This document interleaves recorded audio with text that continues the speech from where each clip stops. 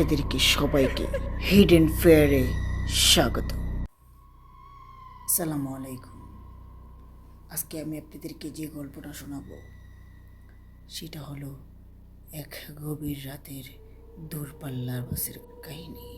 চলুন শুরু করা যাক। রাত তখন 11টা। ঢাকার হাইওয়ে রাস্তা দিয়ে একটি দূরপাল্লার বাস চলে যাচ্ছে গ্রামের এক পথে। তখন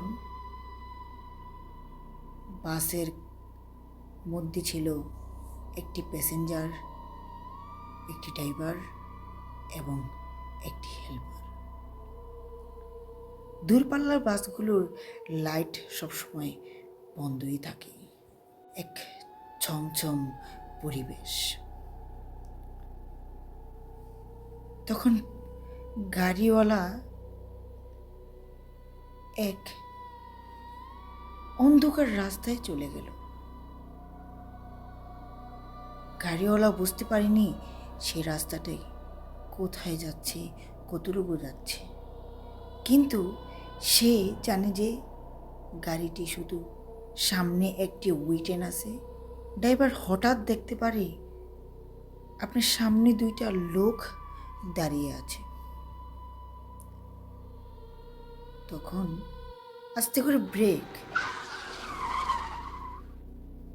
তখন ড্রাইভার হেল্পারকে বললেন, এই তুই নাম, দেখ তো কে। তখন হেল্পার নামলেন গাড়ি থেকে। দুজন কাছে গিয়ে বললেন, কোথায় যাবেন আপনারা? সামনে যে কবরস্থানটা আছে না, ওই জায়গায় আমাদেরকে নামিয়ে দিবেন। তখন ড্রাইভার বলল, ওটাইনি, সমস্যা নাই। হেল্পারও তাদের ড্রাইভারের কথা শুনে তাদের দুজনকে তুলে নিল। তখনও বাস আবারও তার আগের গতিতে চলতে লাগলো। ওই লোক দুজন কোনো জায়গায় বসলো না, পুরো বাসই খালি, কিন্তু লোক দুজন একেবারে পিছনের এক কোণারে গিয়ে বসলো। তখন যে মাঝখানে যে প্যাসেঞ্জারটা বসেছিল সে উঠে ড্রাইভারদের পিছনে বসল।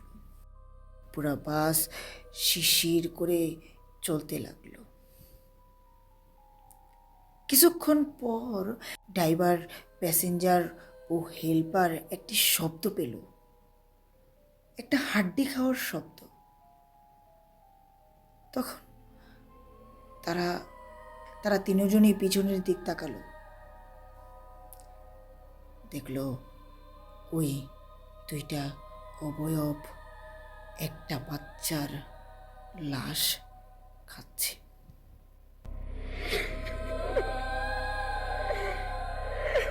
হেল্পার ওই মানুষটার শরীর কাঁপা, কেননা বাসটা পুরোটাই অন্ধকার ছিল। ড্রাইভার কিছুক্ষণ পর বলল, আপনাদের স্থান চলে এসেছে, আপনারা নামুন। তখন ওই সাদা কাপড় পরিহিত দুইটা লোক এদিকে আসছে। আস্তে আস্তে হেল্পারটা তাদের দিক তাকালো। তাদের হাতে কোনো ওই সময় বাচ্চা ছিল না, কিছুই ছিল না। তখন হেল্পার একটু ভয় পেয়ে গেল, সাথে ওই প্যাসেঞ্জার। আচমকা গাড়ির ড্রাইভার লাইটটা চালু করে দিল। কেন চালালো সেও তখনও বুঝতে পারেনি। তখন সে দেখতে পায় তাদের কোনো চেহারা ছিল না, একটা কঙ্কাল ছিল, পাগুলো মাটি থেকে 1 ইঞ্চি উপরে। তখন ওই দুইটা সাদা অবয়ব কথা বলতে শুরু করে, যে বলেন, তোদের ইমানটা অনেক মজবুত, এর জন্য তোরা বেঁচে গেলি। যদি কোনো সময় এই রাস্তায় আর তোদের তিনজনকে দেখি, তোদের তিনজনে একেবারে শেষ করে ফেলব। তখন তারা নেমে গেল। তখন বাসের কন্ট্রাক্টরের শরীরটা কাঁপতে কাঁপতে সে স্ট্যান্ডটা ধরে এক জোরে গাড়িটাকে চালা শুরু করলো।